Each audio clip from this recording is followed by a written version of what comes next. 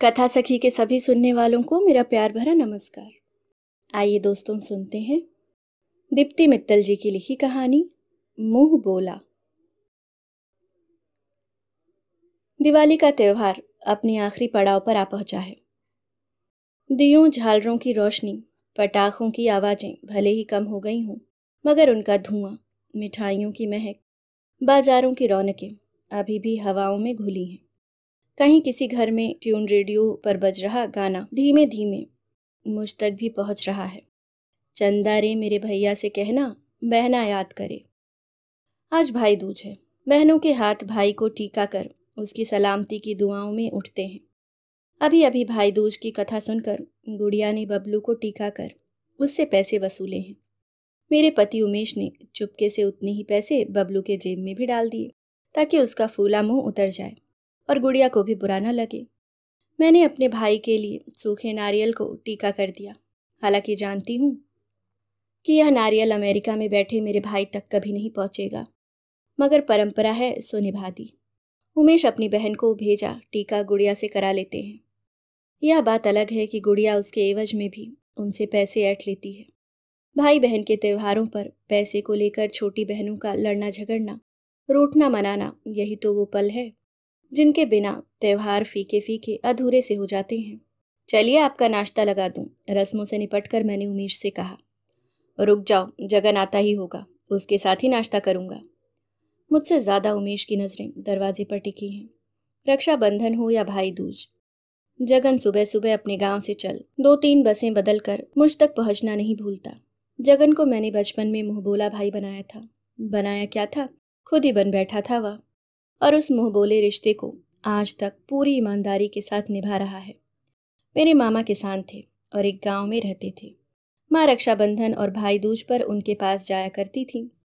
मैं भी साथ जाती। मामा का बेटा मोनू 6-7 साल का था।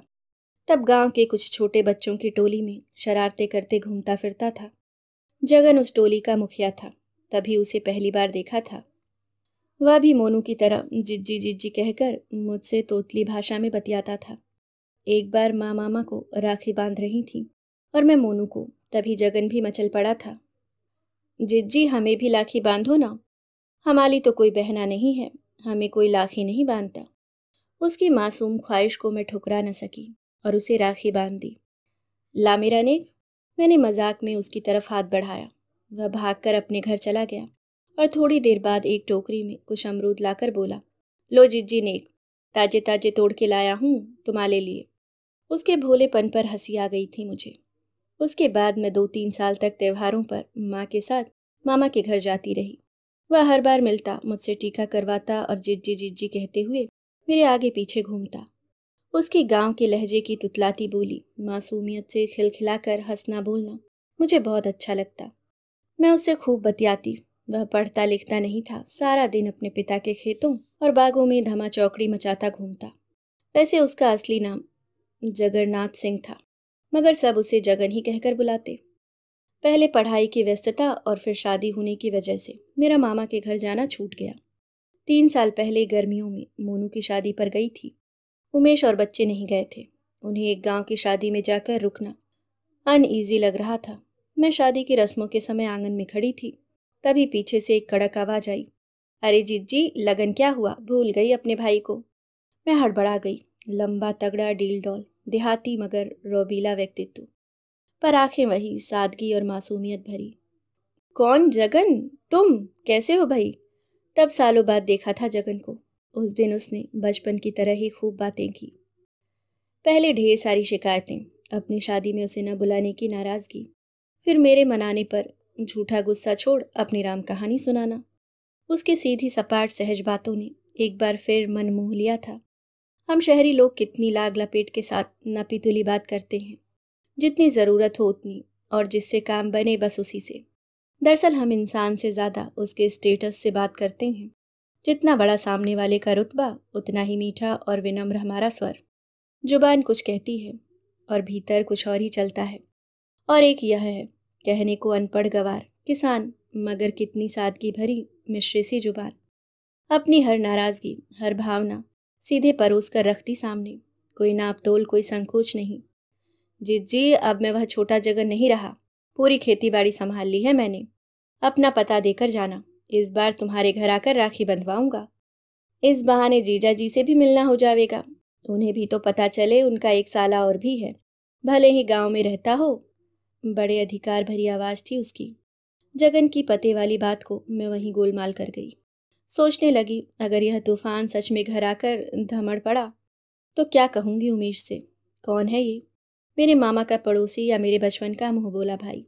वे कहेंगे, इतने साल की शादी में कभी इस भाई का जिक्र नहीं आया, तो अब अचानक से कहाँ से पैदा हो गया। पता नहीं क्या सोचेंगे वे। मन में न जाने कितने किंतु परंतु आने लगे। शहर वाली जो ठहरी।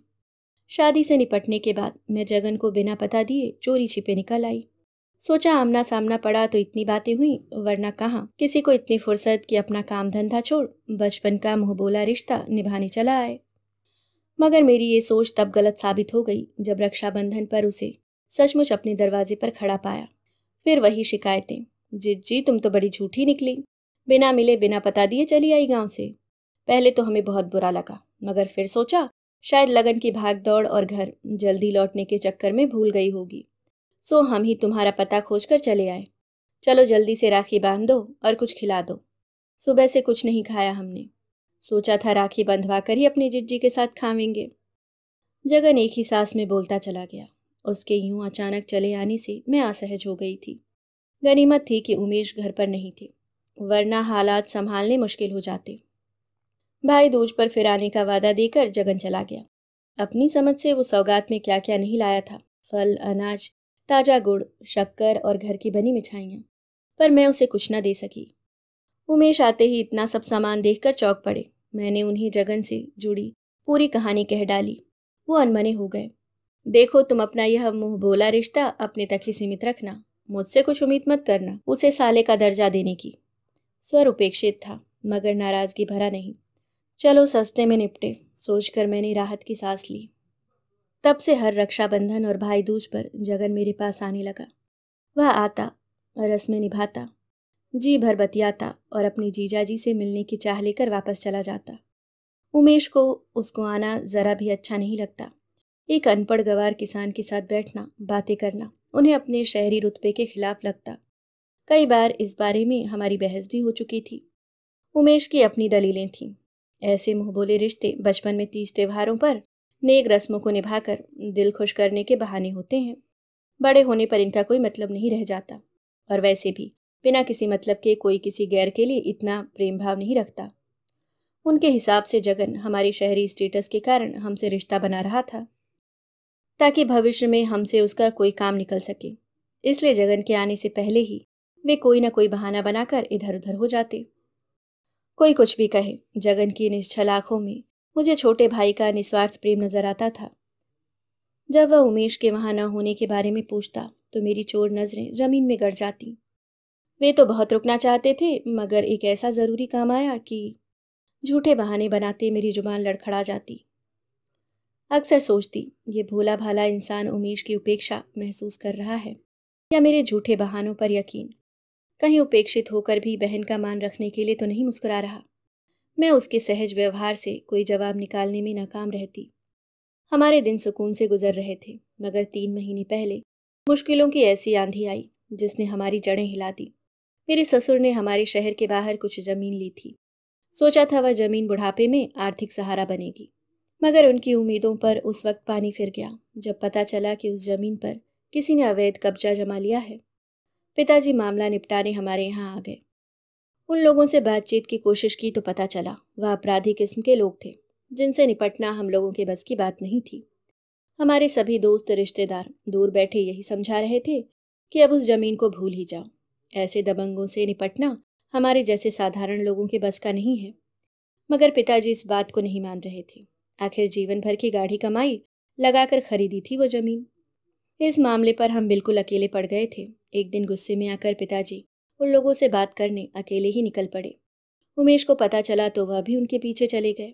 बहसा बहसी हाथापाई में तब्दील हो गई। उन दरिंदों ने बूढ़े पिताजी की उम्र का भी लिहाज नहीं किया। दोनों को काफी चोटें आईं। हॉस्पिटल में एडमिट करना पड़ा। उमेश तो फिर भी खतरे से बाहर थे, मगर पिताजी उनके सिर पर लगी चोट से खून रुकने का नाम नहीं ले रहा था। उनको खून की ज़रूरत थी, मगर उनका ब्लड ग्रुप आसानी से मैच होने वाला नहीं था। कहने को खून के कई रिश्ते थे, मगर सब दूर दूर, और आजकल किसको इतनी फुर्सत है कि अपने 10 काम छोड़कर पराई आग में हाथ जलाने आए। उमेश के बहुत से दोस्त थे जो किसी कॉकटेल पार्टी पर उनका पूरी रात साथ दे सकते थे। वो सब आए थे, मगर हालचाल पूछ और गेट वेल सून का कार्ड लगा गुलदस्ता भेंट करने की औपचारिकता निभाकर चले गए। कैसे ना निभाते, यही औपचारिकताएं तो मिली थी उनको हमारे सभ्य शहरी समाज से। इससे आगे बढ़कर अपने दोस्त के लिए कुछ कर गुजरना कहाँ सिखाया गया था उनको। अब यह मामला पुलिस केस बन चुका था। मुझे कुछ नहीं सूझ रहा था। बिल्कुल अकेली पड़ गई थी मैं। ऐसे में रह रहकर बस एक ही नाम याद आ रहा था, जगन। सगे संबंधियों और दोस्तों के असली रंग देखने के बाद भी न जाने क्यों उसकी बातों पर अभी भी दिल को भरोसा था। उसका मरते दम तक रिश्ता निभाने वाला वादा, उस वादे को परखने का वक्त आ गया था। मैंने जगन को संदेश भिजवाया और वह 3-4 घंटों के अंदर गांव के 20-25 लोगों की फौज के साथ अपने तूफानी अंदाज में आ धमका। उसे मुझसे फिर शिकायत थी, इतना कुछ हो गया जिज्जी, और तुमने अब संदेशा भिजवाया? अपने भाई पर जरा भी भरोसा ना कर सकी? मेरी आंखें भर गईं। ना जिज्जी, फिक्र ना करो, अब मैं आ गया हूं तो सब संभाल लूंगा, तुम बस जरा धीरज धरो। उसके इन तसल्ली भरे शब्दों ने मेरे बिखरे वजूद को समेट कर दोबारा खड़ा कर दिया। उन लोगों को तो हम देख ही लेंगे, पहले बाबूजी के लिए खून का इंतजाम करते हैं, कहकर उसने अपने साथ आए सभी लोगों के ब्लड टेस्ट करा दिए। सौभाग्य से 2 लोगों का ब्लड ग्रुप पिताजी के ब्लड ग्रुप से मैच कर गया, सो पिताजी की जान बच गई। 3-4 दिनों के अंदर अंदर गांव वालों के सहयोग से न जाने कैसे उसने हमारी जमीन भी खाली करा ली और पुलिस केस को भी निपटवा दिया। पिताजी अब खतरे से बाहर थे। उमेश भी ठीक हो रहे थे। पिताजी को हॉस्पिटल से छुट्टी मिलने तक वह साये की तरह हमारे साथ बना रहा। सारा समय पिताजी के पास बैठा रहता और अपनी भोली बातों से उनका दिल बहलाता रहता। उन्होंने तो उसे अपने बेटे की संज्ञा दे डाली थी। हर ज़रूरत की चीज़ हमारे कहने से पहले ही सामने हाजिर कर देता। उमेश उससे आंख नहीं मिला पा रहे थे। अपनी सोच पर वे बहुत शर्मिंदा थे। जो मुंह बोला रिश्ता उन्हें मतलबी नजर आता था, वही मुसीबत में काम आने से सगे से भी बढ़कर हो चला था। जगन अब हमारे घर में एक सम्माननीय दर्जा पा गया था। वह आता तो उमेश उसकी खूब आवभगत करते, साथ बैठते, हंसी मजाक करते, उससे एक दिन रुकने की मनुहार भी करते। मगर इस बदलाव से बेखबर वह तो वही पहले वाला जगन था, सीधा सरल भाव लिए अपनी जिज्जी से टीका कराने आया छोटा भाई, जिसके लिए इन ऊपरी बातों का होना या ना होना एक समान था। कभी कभी सोचती हूँ, यदि हमारे जीवन में वह मुसीबत ना आई होती तो क्या जगन अपनी नेक नियत सिद्ध कर पाता? क्या उमेश उसका साफ दिल देख पाते? क्या उसे अपनी जिज्जी के घर वह सम्मान मिल पाता जिसका वो सच्चा हकदार था? जितना सोचती हूँ उतना ही उलझ जाती हूँ इंसानी रिश्तों के जटिल समीकरणों में। शायद उनको हल करना मेरे बस की बात नहीं। जिज्जी, ओ जिज्जी। बाहर बिजली सी कड़कड़ाहट कौंधी। जगन आ गया था। अभी आप सुन रहे थे दीप्ति मित्तल जी की लिखी कहानी मुंह बोला। उम्मीद करती हूँ दोस्तों कहानी आपको पसंद आई होगी। अगर आप चैनल पे नए हैं तो सब्सक्राइब करना ना भूलें। धन्यवाद।